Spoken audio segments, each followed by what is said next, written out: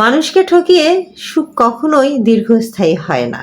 আপনি হয়তো মনে করছেন সবকিছু আপনার অনুকূলে আছে, আপনার পরিকল্পনা ঠিকঠাক চলছে, সবকিছু যেন আপনার নিয়ন্ত্রণে।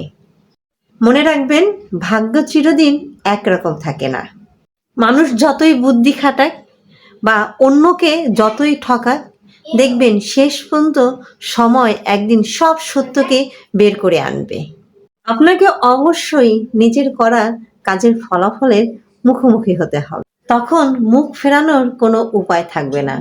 পৃথিবী যেমন উদার, ঠিক তেমনি কঠোর।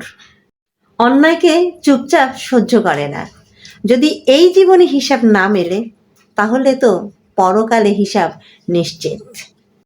বিশ্বাস করুন আর নাই করুন, কাউকে কষ্ট দিয়ে কেউ কখনো নিজের পরিণতি এড়াতে পারে না।